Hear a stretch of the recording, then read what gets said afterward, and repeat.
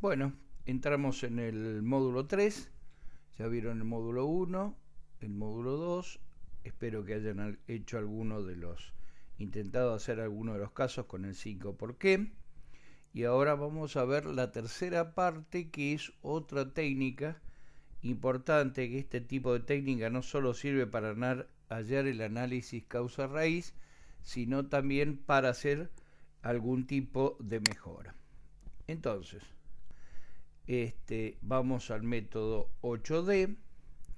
Entonces, ya dijimos que, y disculpen que sea reiterativo, pero es muy importante que lo tengan claro, es una acción, la acción correctiva es una acción para eliminar la causa de una no conformidad detectada, acción para proteger al cliente para recibir y usar un producto no conforme, y esta es la parte más importante. Cuando se toma una acción correctiva es para prevenir recurrencia, o sea, no tiene que volver a ocurrir.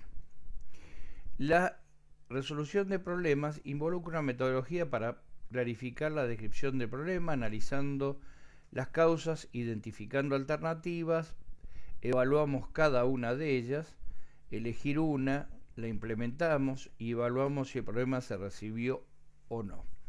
Entonces, acá tenemos dos tipos de ejemplos. El 8D, que la vamos a ver ahora, el ciclo de Deming, que es el ciclo de PDCA, planificar, hacer, controlar, actuar, y la otra técnica es la DMAIC, que viene muy asociada con todo lo que es la parte de entrenamiento en Six Sigma.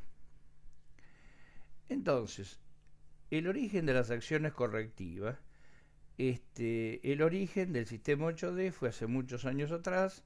El gobierno de Estados Unidos normalizó el sistema en una norma que es la Military Standard 1520, que corresponden a normas militares, o sea que dependen exclusivamente del Pentágono, y fíjense en que el escudo que está en la tapa dice Departamento de Defensa, y la Mil Estándar 1520 es para tratar las acciones correctivas y disponer y un sistema para disposición y eliminación del material no conforme.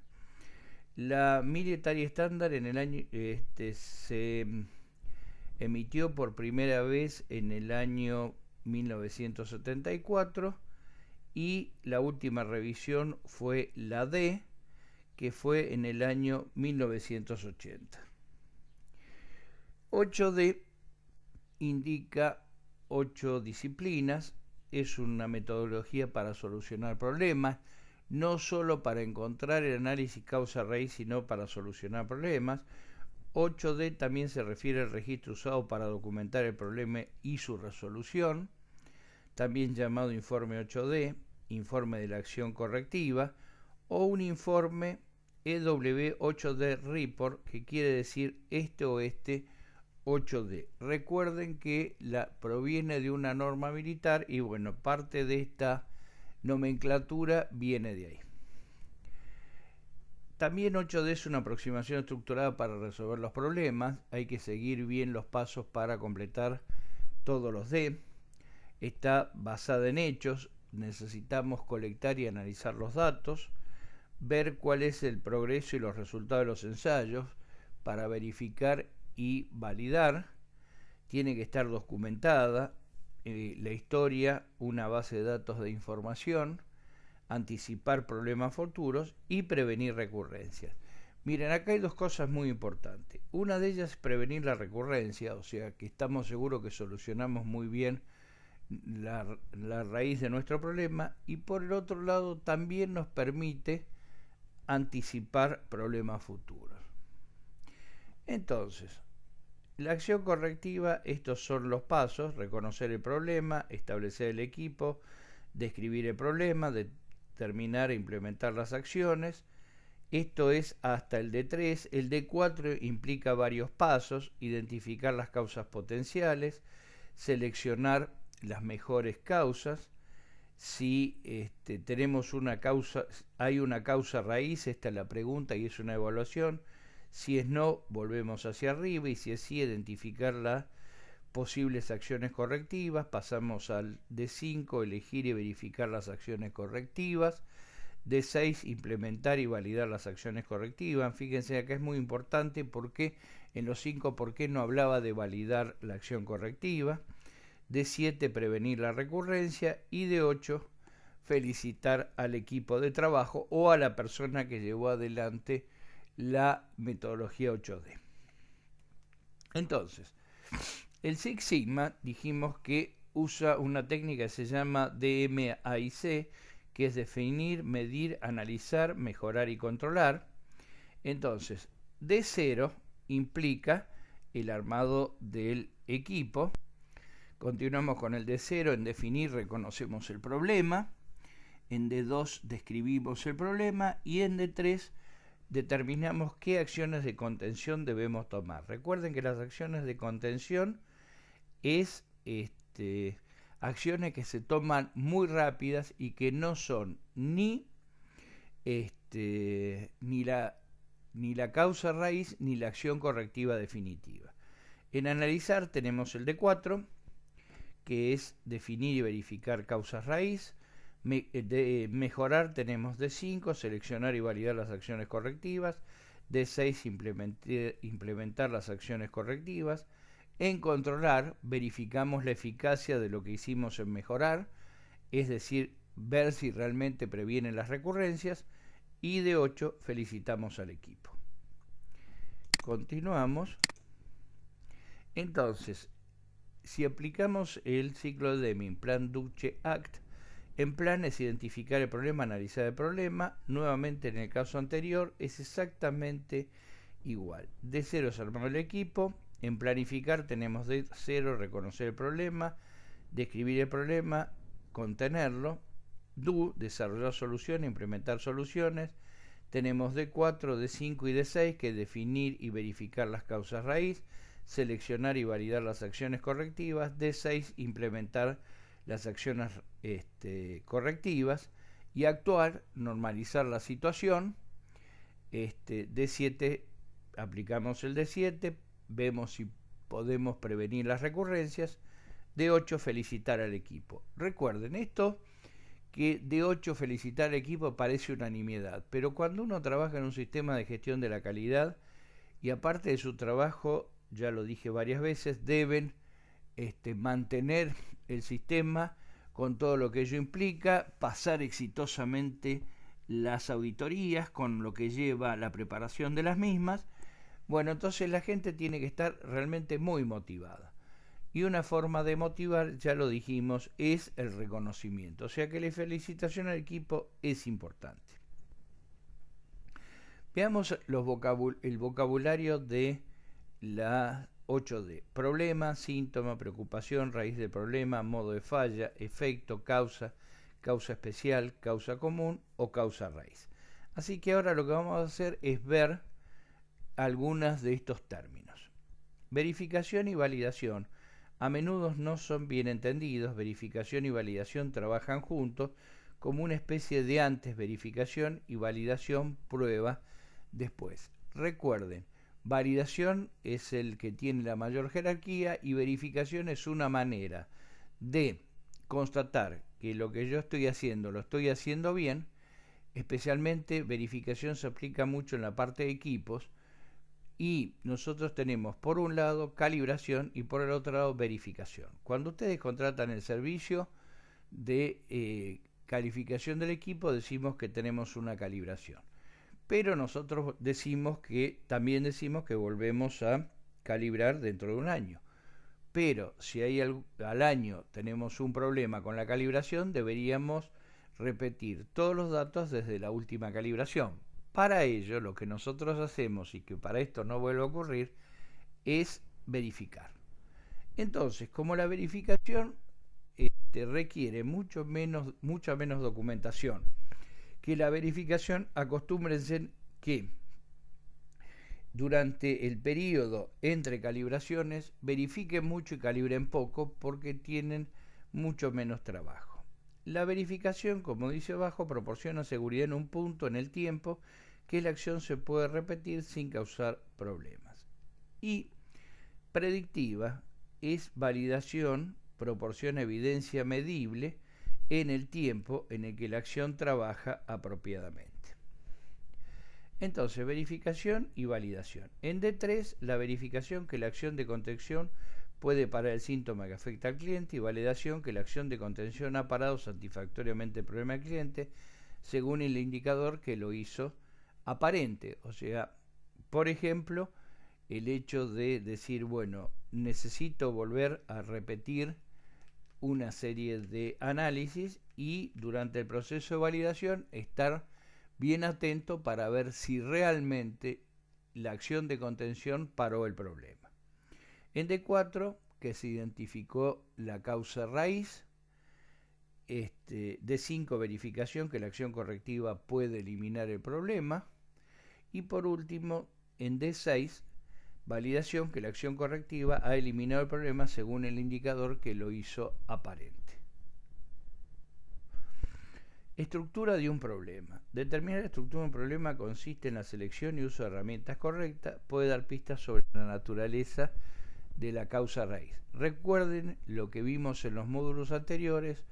Un problema muy bien descrito y planteado es un problema medio resuelto.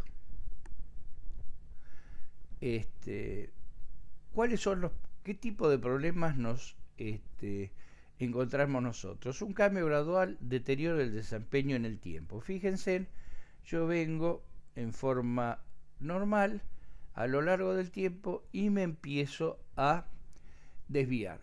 Por ejemplo, pequeños desvíos en la forma de hacer un determinado análisis. Por ejemplo, decimos que tiene que estar 70 minutos a reflujo. Bueno, por alguna razón, el analista, porque está muy apurado, porque su carga de trabajo es importante, dice, bueno, lo saco a los 65 y no tiene problema. Le comenta a otro analista, tiene un problema o tiene mucho trabajo, entonces dice, bueno, si lo dejó 65, yo lo puedo dejar 60, y así, hasta que en algún momento hay un dato fuera de todo control y previsión, genera un reclamo, genera un problema y nos dimos cuenta que en lugar de 70 minutos, por ahí estamos en 45. La otra es un cambio repentino, un cambio catastrófico del estándar, o sea que por alguna razón se cambió de golpe. ¿Está bien? Esto en general ocurre con problemas en los equipos. El equipo tiene un problema importante, no nos damos cuenta y seguimos trabajando. Por ejemplo, pérdida de sensibilidad del detector y nosotros no nos damos cuenta y estamos integrando picos mucho más chicos. Y después tenemos brecha entre el rendimiento esperado y el real, que directamente nuestro método de análisis se desvió y yo lo sigo usando en el tiempo en forma desviada. Por ejemplo, en algún momento entre los periodos de calibraciones sufrió un problema importante, perdió su calibración, se desvió y yo lo sigo usando como si todo siguiera normalmente. Y esto me va a dar a mí, lo voy a descubrir cuando haga una nueva calibración. Pero fíjense en que aquí este desvío va en forma paralela al desempeño que nosotros teníamos. Entonces, los errores corren en forma paralela. O sea, de alguna manera mi dato no es correcto, pero los errores no aumentaron respecto del desempeño esperado. Cambios recurrentes, va y viene por causas desconocidas. Entonces tenemos un desempeño, entra algo, genera un desvío, vuelve, entra algo, genera un desvío, vuelve, entra algo, genera un desvío. Esto puede ser por distintas cuestiones. Por ejemplo, distintos analistas que usan o realizan el mismo método de análisis, o ocurre que entran reactivos de distintas marcas y esto puede generar esos cambios recurrentes. O sea, trabajo con una marca, aparece esa marca, vuelve a entrar la nueva y así sucesivamente. También puede ser un cambio positivo, o sea que disminuya la variación o que disminuyan las interferencias. a veces experimentamos cambios positivos que necesitan ser investigados para que se puedan mejorar los procesos subproductos. Uno puede decir, realmente sí hice un pequeño cambio y tengo un cambio, o la sorpresa cuando obtuve el resultado es que tengo una situación positiva. Bueno, también necesito no solo investigar qué pasó, sino tratar de potenciar todo lo posible ese cambio para maximizar lo positivo. Bien, dijimos que hay que clasificar los problemas. Es clasificar y categorizar correctamente un problema y es lo que precede a todo esfuerzo para poderlo resolver. Asegura que se seleccionen los métodos y herramientas adecuadas. Si no se hace, puede ocurrir que tengamos una pérdida de tiempo y que se implementen soluciones equivocadas. Entonces, vamos a ver algunos tipos. Clasificando problemas, tipo 1. Problemas de planta. Se necesita una respuesta rápida, discernibles las causas raíz, requiere menor colección y análisis de datos, se resuelve en forma interna, su estructura es gradual o rápida, toma muy en cuenta las causas especiales, que las causas especiales se deben principalmente a reactivos y personas. Problemas específicos requieren un análisis de problema y aquí sí aplicamos la metodología 8D. Tipo 2, mejora de procesos, o sea, todo mi proceso analítico. Se necesitan soluciones sistemáticas, múltiples causas y efectos. Requieren, yo puse puede requerir, pero lo real es que se requiere colectar y analizar datos. Se necesitan sistemas que piensen para resolverlos. El hecho de tener equipos automáticos ayuda. Por lo general requiere la participación del propietario del proceso, o sea, de tener en cuenta que debe participar todo el sector donde hay un problema, o si es en el caso de un laboratorio con pocas personas, decir quién se va a encargar del problema, y ese va a ser el propietario del proceso. Aquí, en este tipo de casos, tenemos que encontrar una causa común del problema. Recuerden que puede haber múltiples causas y efectos, entonces tenemos que encontrar una causa común. Los problemas generales requieren un análisis de situación y se aplican las metodologías, proyectos de mejora de calidad, proyectos de mejora continua u otras metodologías. Aquí nosotros tenemos las herramientas para resolver problemas. Ya los vimos, los gráficos de tendencia, las cartas de control, que es el control estadístico proceso, la Pareto, muchas triviales, pocas importantes, la regla del 80-20, el brainstorming, que es la tormenta de ideas, el histograma para ver cómo se distribuye la población. Recuerden que el histograma es la primera de las 7 herramientas básicas de la calidad. La técnica del grupo nominal es algo que no se utiliza mucho. Los 5 por qué, ingeniería asistida por computadora, APQP, que es una técnica muy particular, no aplicable a laboratorios, análisis de situación, diagrama de flujo, análisis de fallas, las bases de datos para la parte de colección, el análisis para la decisión. Recuerden que quien hace el análisis causa-raíz de alguna manera debe modificar y transformar su análisis para transmitírselo a quien va a tomar la decisión, el plan de acción, el análisis causa-raíz, el diagrama de causa y efecto, el diagrama de dispersión, diseño de experimentos si uno tiene muy buena base en estadística, el Poca-Yoke, que es una técnica moderna, y la matriz de acción preventiva. Entonces, veamos algunas herramientas y dónde las aplicamos. La carta de tendencia, indicador para rastrear la magnitud de los síntomas en todas las D. El gráfico de Pareto cuantifica para priorizar y subdividir los problemas. De D2 se aplica en D2 y D8. El gráfico de Painter, indicador para seguir y validar problemas. Vamos a verlo en este módulo. se aplica al D2, D3, D6 y D8. Los 5 por qué, método para mover la descripción del síntoma a la causa raíz, solo para la D2. La base de datos, proceso para encontrar la causa raíz usando si no, se aplica en el D2, D4, D5 y D6. La toma de decisiones, método para elegir la mejor acción entre varias, en D3 y D5. El plan de acción, registro de asignaciones, responsabilidades y plazos. Para cada uno de ellos, para cada uno de los D, yo debo asignar responsabilidades y plazos. Y recuerden que en calidad, si no hay plazos, no se llega a las soluciones. Y lo que se llama el informe o 8D, informe del proceso de solución de problemas para la gerencia, también se aplica de D1 a D8.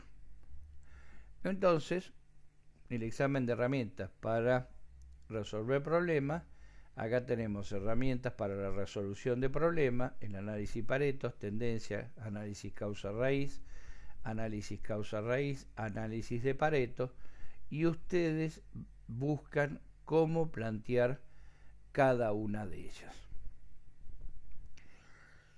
D0. Ahora es reconocer los síntomas, detectar el problema, producto no conforme, condición fuera de control en las cartas, si hacemos control estadístico de proceso, reproceso, retrabajo, en el caso de un laboratorio la repetición, ver si hay gráficos de tendencias y qué otros más puedo utilizar.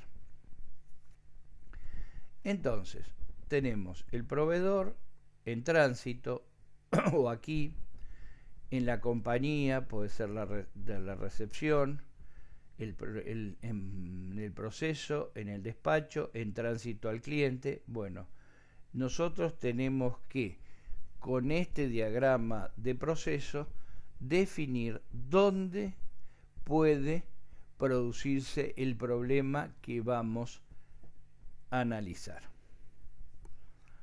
Para reconocer los síntomas, gráfico de tendencias, es un gráfico con una línea que detalla los datos en el tiempo.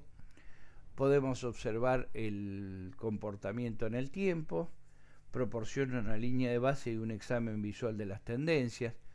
Recuerden que tienen que determinar cuál es la línea de base y quién me da la línea de base, lo histórico. O sea que en este caso tenemos que recurrir a nuestros datos históricos.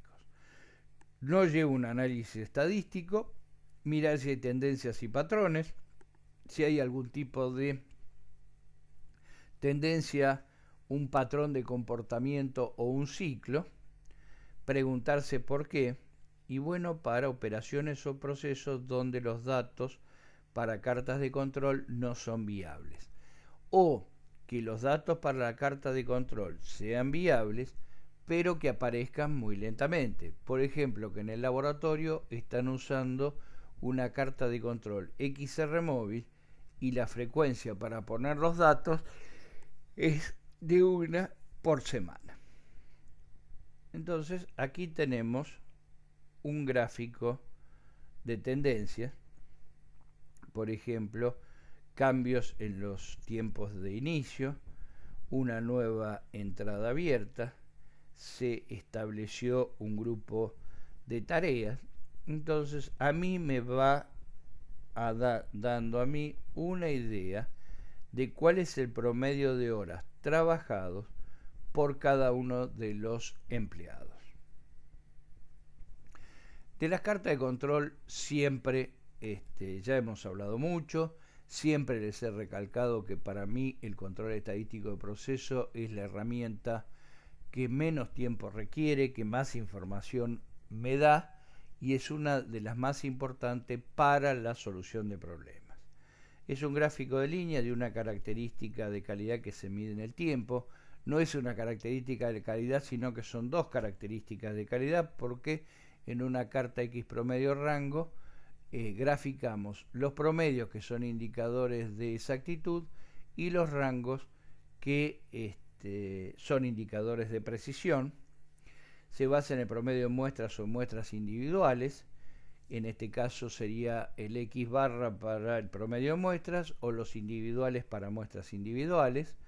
incluyen límites de control estadísticamente determinados y requieren ciertas suposiciones e interpretación. O sea que los puntos nosotros los vamos poniendo y recuerden que la interpretación es si aparecen o no síntomas.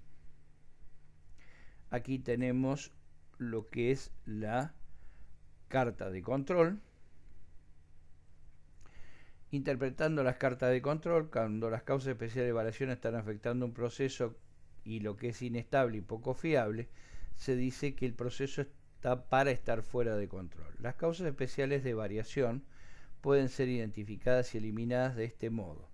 La mejora de la capacidad del proceso y la calidad del producto es lo que se consigue como resultado de este análisis. Generalmente las causas especiales pueden ser eliminadas por la acción de alguien directamente conectado en el proceso. Los siguientes son algunos de los patrones más comunes de fuera de control. Por ejemplo, se rompe una herramienta. En el caso de un laboratorio, quiero prender unos módulos y no prende, o directamente no prende el equipo, o por alguna razón yo me apuré y el equipo no estaba lo suficientemente estabilizado, largué una corrida y resulta que el dato me da fuera de los límites de control. Bueno, esto es una causa asignable porque es muy fácil poderla detectar. Uno hace un análisis, lo encuentra muy fácil, y esto, como ya les dije, las causas especiales están asociadas con las personas o con los reactivos. En el segundo caso, que dice desgaste de herramienta, en este caso tenemos lo que se llama una causa no asignable, que es una causa que produce pequeños cambios en el proceso, y si no se hace un análisis, nosotros podemos llegar a tener un punto fuera de los límites de control. Como en este caso, el desgaste de la herramienta no fue tenido en cuenta, con el tiempo se fue generando una tendencia hasta que tuvimos 2 puntos fuera de los límites de control. Entonces, lo que me permite a mí las cartas de control es determinar causas puramente asignables y, cuando aparecen ciertos síntomas, si hay causas no asignables. En este caso me fue avisando en el tiempo, yo no le presté atención y tuve productos fuera de especificaciones. Cambié la herramienta, hice un cambio en la máquina, tracé una línea vertical aclarando que aquí se puso una herramienta nueva, y los datos vuelven a estar dentro de los límites de control y cerca de la línea central. Bien, acá tenemos, por ejemplo, punto fuera de los límites de control. Entonces, cuando un proceso está estable y aparece aisladamente un solo punto fuera de los límites de control, eso indica que hay una causa asignable.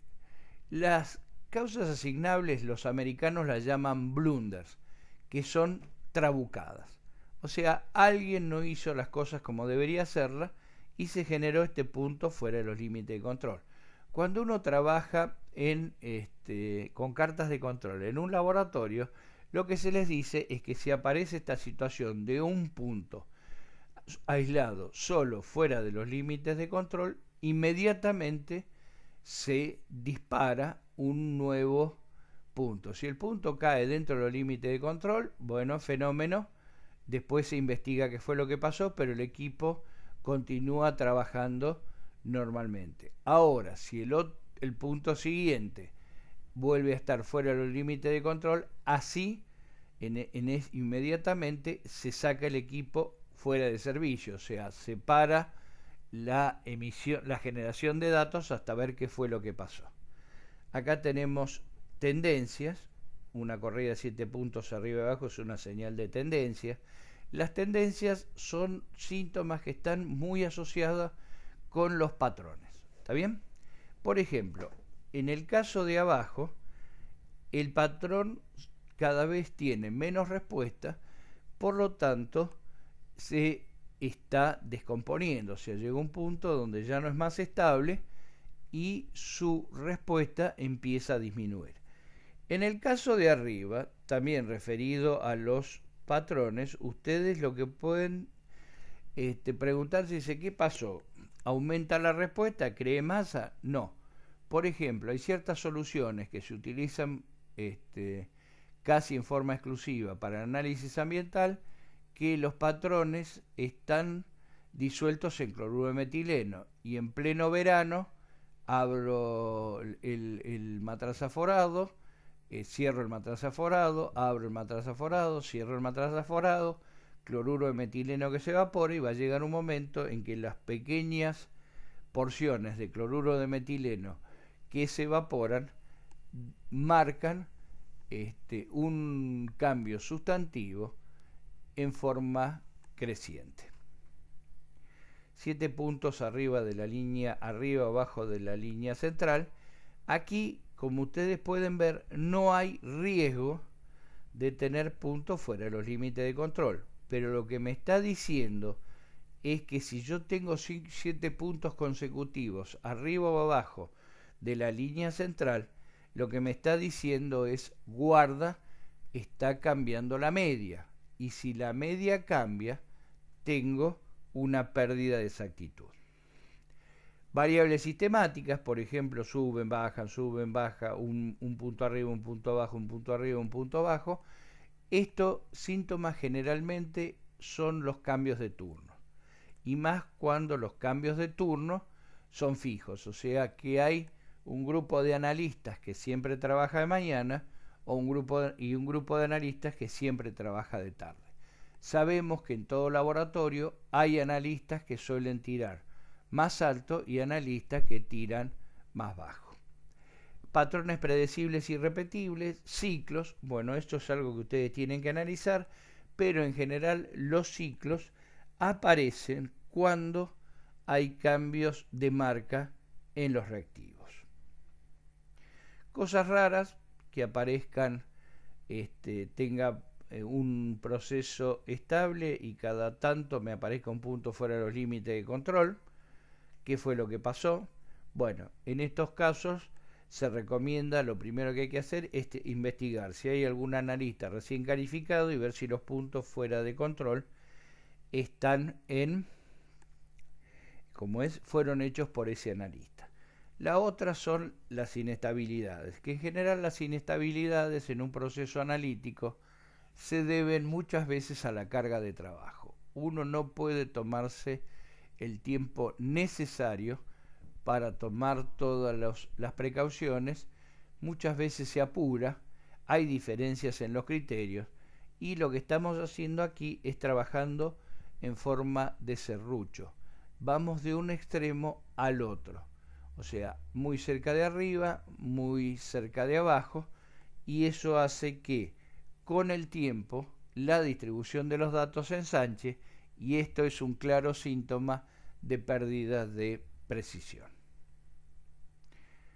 Que aparezcan mezclas, por ejemplo, que los analistas vuelquen en una planilla datos de equipos diferentes, o un cambio repentino en el nivel, que de golpe y porrazo yo tenga mucha menor variación. Esto es común que ocurra en las cartas de control de los laboratorios, y es un síntoma, no sé si habitual, pero bastante común, que se debe a problemas de pérdida de sensibilidad. O sea, si yo vengo trabajando hasta acá, por ejemplo, de una manera y tengo una variación. Si hago algo y decido cambiar la metodología y pasé acá, evidentemente lo que yo quise hacer realmente dio buen resultado. Ahora, en muchos de los casos, como los puntos están dentro de los límites de control, pese a que el nivel de variación es importante, y de golpe y porrazo pasa a la segunda parte de la carta de control, esto está asociado con una pérdida de sensibilidad. Entonces es muy importante monitorear y hacer pruebas para ver si hay una pérdida de sensibilidad. Y estratificación, constantes fluctuaciones leves cerca de la línea central. Esto también se puede asociar con una pérdida de sensibilidad. El análisis de reacción a las cartas de control, hay un rango amplio de patrones no aleatorios que requieren acción. Recuerden que los patrones no aleatorios son patrones sistemáticos y afectan la exactitud. Cuando se sospecha la presencia de una causa especial, deben tomarse acciones siguientes, sujetas a instrucciones internas. Cuando ustedes piensan que pueden haber problemas de errores al azar, que dependen mucho de las personas y de las interpretaciones de las personas, en el método de análisis deben poner anotaciones que se las denominan puntos críticos de control. Y el control es controlar todos los cálculos y gráficos que se completaron exactamente, incluyendo los límites de control y medias cuando se usan las cartas de control por variables. Controlar que el par X barra y R barra son consistentes. ¿Consistente contra qué? Contra las recomendaciones de la norma o contra las especificaciones. Cuando se determinó que los datos son exactos, actuar inmediatamente. Reacción, análisis de reacción a las cartas de control. Investigar la operación del proceso para determinar la causa, usar herramientas tales como la tormenta de ideas, causa y efecto y análisis de Pareto. Su investigación debe cubrir cuestiones tales como el método y herramientas para medir y equipos, el personal involucrado, identificar las necesidades de entrenamiento. Muchas veces los puntos fuera de control dependen de algunos problemas de entrenamiento. Por el otro lado, no es solo problemas de entrenamiento. Recuerden que uno de las fuentes de errores que tienen las personas que trabajan en control de calidad o personas que siempre aplican los mismos métodos analíticos son los errores por hastío. Uno deja de pensar y ya lo hace maquinalmente. También tenemos la serie de tiempos, que son cambios en el personal y días de la semana, cambios en el material, desajuste y mantenimiento de las máquinas, muestra mezclada de personas y máquinas diferentes o de equipos diferentes, datos incorrectos, erróneamente o de otras maneras, cambios en el ambiente, humedad y contaminación cruzada. Pero recuerden que aquí en series de tiempo es muy importante el tema de cambios en el personal. Entonces, es importante para la dirección del laboratorio que trate de conservar el personal. Esos laboratorios donde tienen una alta rotación de personal, las variaciones son mucho más importantes. Actuar, decidir sobre un plan de acción apropiado e implementarlo, identificar sobre la carta de control la causa del problema, la acción tomada y lo más rápido posible eliminar la posibilidad que vuelva a ocurrir la causa especial. O sea que cómo sabemos que está solucionado el problema, porque los puntos caen dentro de la carta de control. Seguimiento continuo, continuar graficando contra los límites existentes. Los efectos de la intervención en el proceso debe hacerse visible, si no debe investigarse. El análisis gráfico de control pone de relieve una mejora en el rendimiento. El efecto debe ser investigado con el fin que esta operación sea integrada al proceso. O sea, si apareció un par de veces, ¿por qué no lo podemos hacer permanente? Y esta aplicación debe aplicarse a otros procesos cuando sea apropiado. Los límites de control deben recalcularse cuando hay periodos fuera de control con causas especiales que se encuentran y se eliminaron. Los límites se recalculan excluyendo los datos graficados en el periodo fuera de control. Se necesita un tamaño de muestra adecuado, que son 20 puntos. Para completar el recálculo es necesario controlar que todos los puntos caigan dentro de los límites. Entonces acá hay cosas importantes. Si yo tenemos puntos fuera de los límites de control, que por causa asignable decimos que son outliers. Y sabemos que los outliers amplían la distribución. Y por el otro lado, lo que ocurre cuando yo estoy utilizando las cartas de control es que con el tiempo la variación se reduce. Entonces lo que tenemos que hacer es recalcular los límites. Es decir, que los límites se van a achicar. De cero, reconocer los síntomas. Otros indicadores. Por ejemplo, que los clientes nos transmitan su preocupación. O sea, si realmente tengo varios avisos de clientes que tienen dudas porque ellos, por ejemplo, toman una muestra, lo mandan a un laboratorio acreditado y después, antes de exportar, por una cuestión de contrato con el proveedor, lo mandan a un laboratorio en Europa y empiezan a notar que las diferencias son importantes. Los datos de garantía, por ejemplo, que esto es para el caso de equipos, de los representantes de equipos, que cada vez tengo más problemas en el periodo de garantía cuando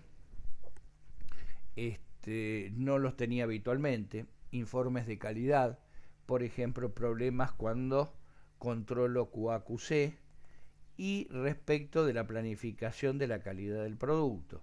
En muchos de los casos se suele caer en la situación en la cual hay demasiada cantidad de muestras y por no perder el negocio decidimos aceptarla sin una planificación y después sobre la marcha vamos viendo qué hacemos. Pagamos horas extras, trabajamos los sábados, pero ese tipo de cuestiones deben estar planificadas. Establecer el equipo para paso de uno. Establecer un pequeño grupo de personas con el conocimiento, el tiempo, la autoridad y habilidad para resolver el problema e implementar las acciones correctivas. Por ejemplo, una persona del sector donde se presentó el problema, y si hay algún sector en la parte de calidad, trabajar los dos juntos. Recuerdo, tampoco es cuestión de sacar personas innecesariamente para este tipo de cuestiones. O sea, yo debo generar los menores disturbios posibles. Y el grupo, o sea, las dos personas que van a trabajar, deciden quién es un poco el que define la situación. Bien, los miembros del equipo 8D, un cruce funcional o multidisciplinario, ya lo vimos, el dueño del proceso y alguien de calidad, que vaya el responsable del proceso, lo dijimos, en algunos casos consultar a un experto técnico, otros implicados en la contención del análisis, corrección y prevención del problema, por ejemplo, que alguien del sector haya tomado o preparado la acción de contención, es importante que esté presente.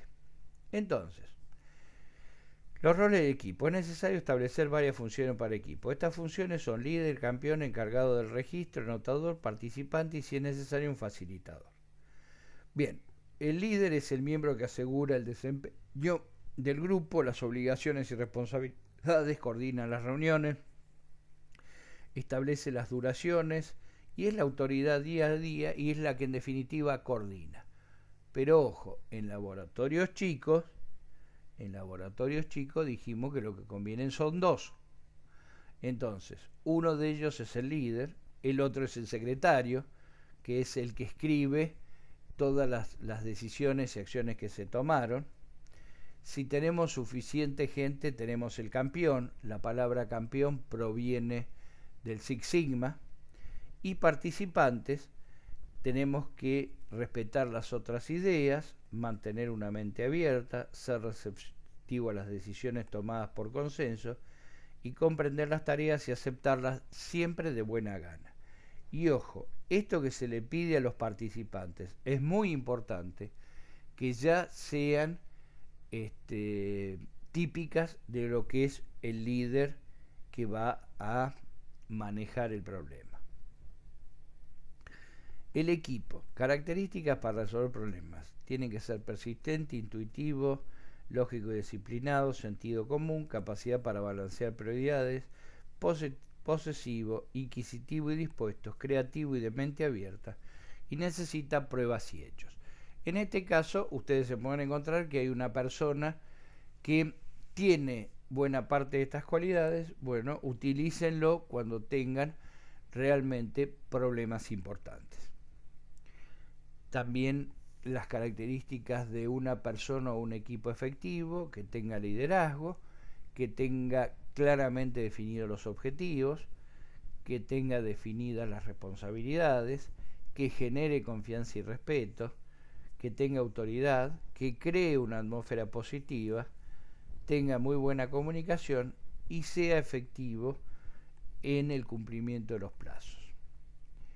La responsabilidad de la dirección es proporcionar tiempo y recursos, y esto es muy importante, que proporcione tiempo y recursos, porque tiene un problema, ese problema le está generando problemas, le está haciendo perder rentabilidad. Bueno, que genere recursos, una mínima parte de esos recursos va a ser lo que va a gastar frente a lo que puede llegar a seguir perdiendo.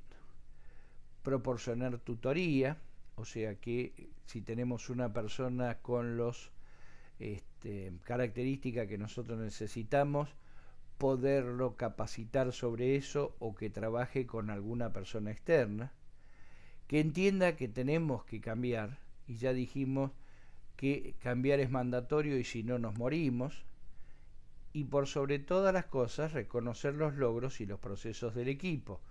Esto es la D8, que es felicitación al equipo. La tormenta de ideas: generar un gran número de soluciones posibles a un problema, evitar lo convencional o pensando en la caja, o sea, siempre autocensurados o dentro de esquemas, superar bloqueos mentales, inspirar creatividad, tomar ventaja de la sinergia del equipo, o sea, llega un momento dado en que cada vez se hace más rápida la presentación de ideas de perspectivas diferentes.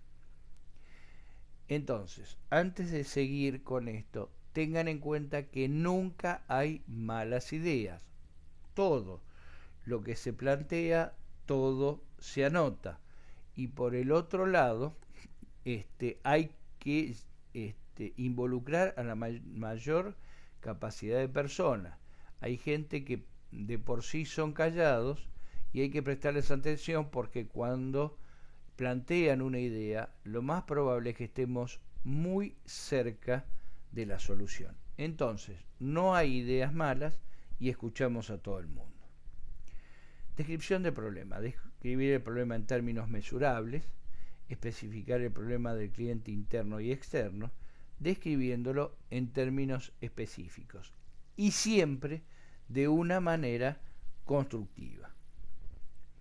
Entonces, planteo del problema es igual al objeto más la preocupación más la cuantificación. Por ejemplo, el 20% de la primera producción del turno del martes de la etapa 3245A tiene un cuarto a 3/4 de grieta en la esquina inferior izquierda del agujero de alivio de tensión. Recordemos de nuevo, un problema bien definido está medio resuelto. Por ejemplo, el lunes a la mañana se realizó el método de análisis de PCB y la construcción de la curva de calibración de 3 niveles no fue hecho a través de 3 pesadas, sino que se preparó una solución concentrada y se hicieron diluciones, cuando lo que el método pide es que las preparaciones sean independientes. Los 5 por qué ya lo vimos en el módulo 2. Ahora vamos a ver otro de ellos, que es el análisis de situación. Herramienta utilizada para partir grandes problemas en trozos más pequeños y priorizar para atacar uno a la vez. Muchos esfuerzos para resolver problemas empiezan con problemas mal definidos, problemas con errores grandes, que estén sucios o estén desenfocados. Entonces, en algunos casos, si el problema es complejo y estamos en una tormenta de ideas, que se plantee la situación en la cual alguien diga, bueno, tengo, por ejemplo, la aparición de un pico que me interfiere en la correcta integración. Y ese pico cada vez aparece en forma más regular, y bueno, y uno empieza, cuando se hace la tormenta de ideas, hay quienes dicen que se cambió la secuencia o los reactivos en la parte de preparación de muestras. Y otro dice que cada vez se les hace más problemático limpiar correctamente los viales, así que ese pico puede provenir de una mala limpieza de los viales. Bueno, acá tenemos una situación que es la aparición del pico ese no habitual, que interfiere en la correcta cuantificación, pero puede haber más de una fuente para el problema. El análisis de Pareto lo vimos, el gráfico de Pareto ofrece los beneficios siguientes: foco en los problemas o causa de problemas que causan el mayor impacto, muestra la significación relativa de los problemas o causa del problema en un formato visual simple y puede ser usado repetidamente para producir mejoras continuas. Bueno, alguna de las desventajas es que para el análisis de Pareto necesita una cantidad importante de datos. Pero ¿qué es lo que pasa? Por ejemplo, nosotros podemos calificar los métodos de análisis en Pareto 1 y Pareto 2. O sea que el 20% de los métodos de análisis generan el 80% de los problemas en el laboratorio. También lo podemos hacer con los clientes, que el 20% de los clientes genera el 80% de la facturación o el 80% de los reclamos. Y recuerden, lo hagan y las veces que sea necesario y siempre les va a dar muy cerca de una relación 80-20. Y acá tienen un ejemplo de un análisis de Pareto. El gráfico de Painter es algo nuevo que no hemos visto. Este gráfico es una combinación de los gráficos de tendencia y Pareto. Proporciona información sobre acciones y muestra los efectos.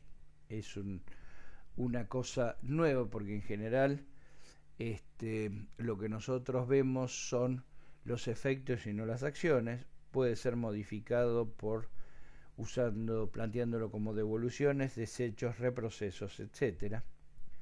Y acá tenemos el número de trabajadores afectados en el tercer turno, el problema de tráfico, los buses llegan tarde, no hay suficiente estacionamiento, mal tiempo, construcción de la ruta, y todo esto de alguna manera va a afectar el problema. ¿Está bien?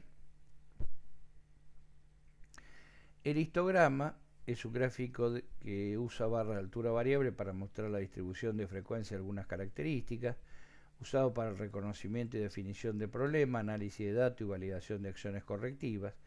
Visualmente evalúa la propagación, centrado y capacidad. Recuerden, centrado y capacidad son muy importantes porque estamos hablando de exactitud y de precisión. Y recuerden dos cosas: el histograma es la primera de las 7 herramientas básicas de la calidad, y dos, el Excel no tiene la función para hacer histograma. O sea, lo que van a hacer es un gráfico de barras que no tiene nada que ver con con el histograma.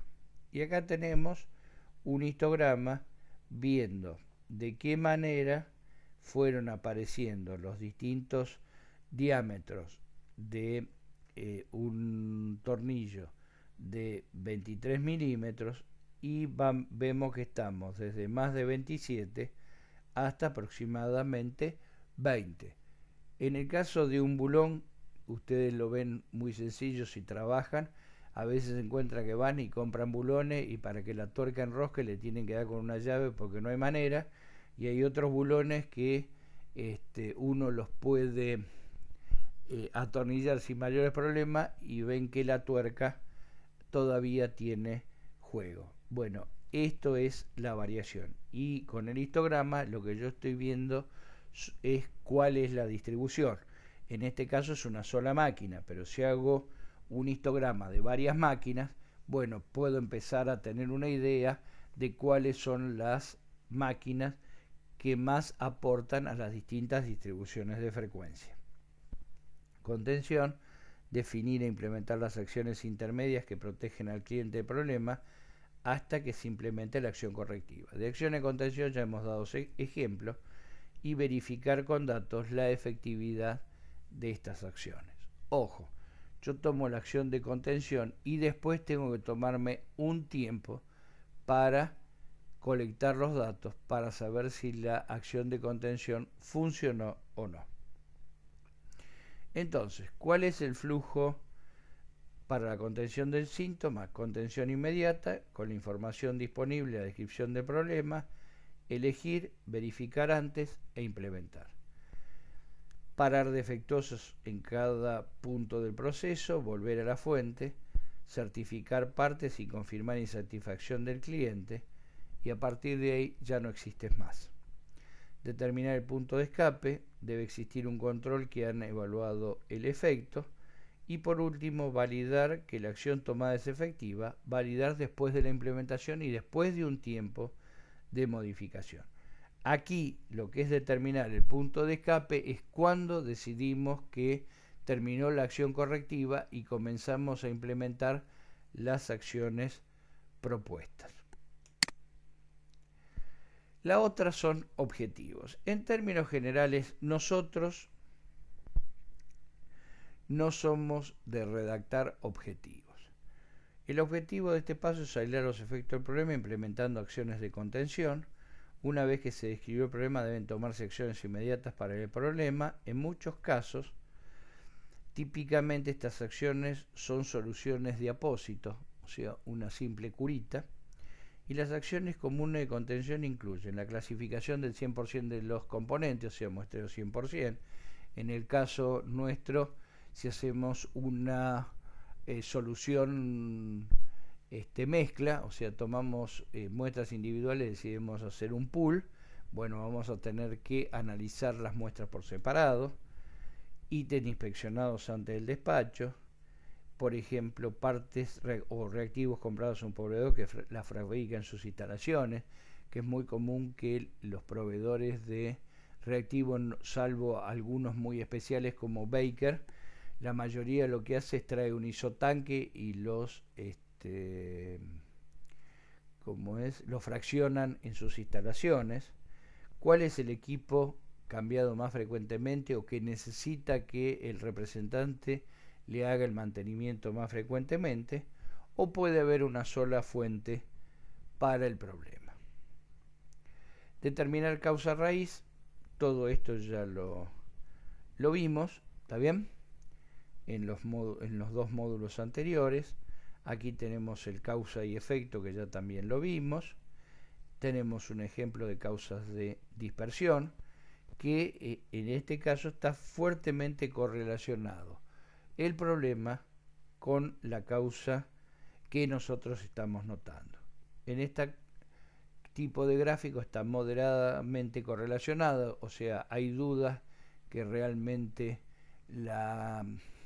sea esa la causa del problema, y en esta no hay ningún tipo de correlación, así que lo que tenemos que hacer es cambiar de enfoque y buscar otra causa. Determinar, seguimos en el D4, el diseño de experimentos. Tenemos el método de Taguchi, que se llama el arreglo ortogonal de Taguchi. Si manejan bien la estadística, bueno, vean el método de Taguchi y traten de aplicarlo. Y si no, el diseño de experimentos clásicos, como puede ser Blackett-Burman, o diseños totalmente aleatorizados. Seleccionar y verificar la acción correctiva. Después que se han identificado las causas fundamentales y las posibles acciones correctivas, seleccionen las acciones correctivas que corrijan el problema permanentemente. Si hay dos que tienen mucho peso y realmente les cuesta mucho poder elegir una, si pueden, traten de llevar las dos a cabo, y cuando llegue el momento de validar vean cuál es la mejor.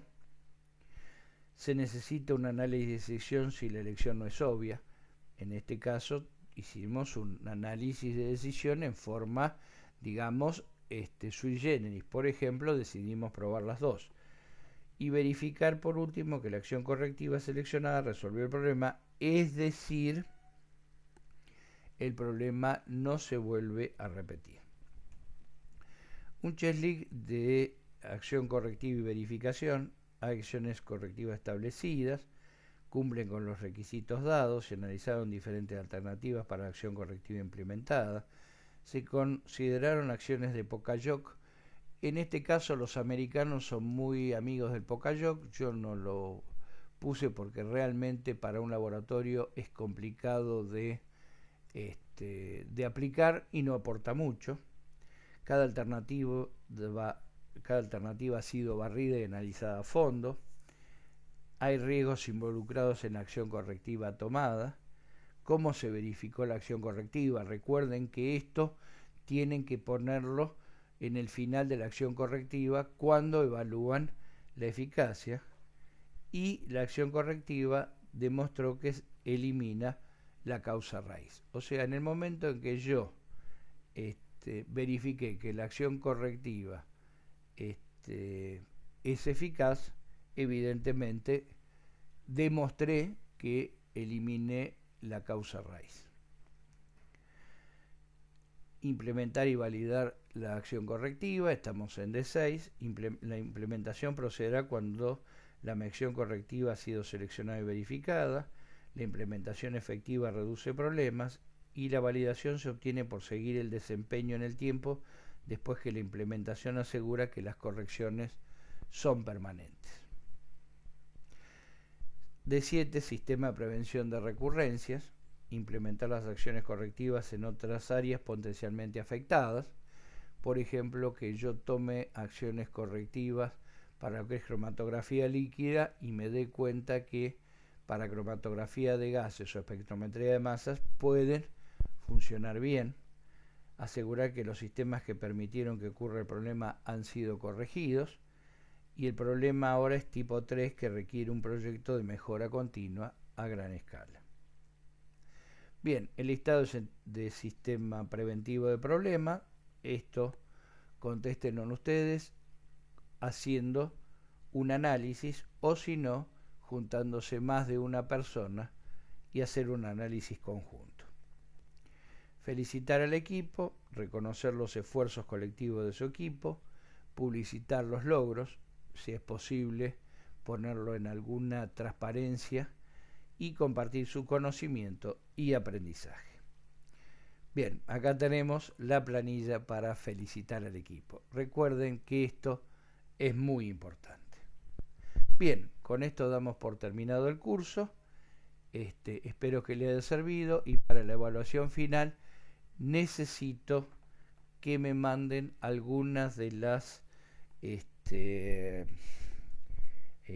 prácticas y estudios de caso que yo le mandé para poder evaluar a ver cómo les ha ido. Bueno, gracias y manténganse en contacto.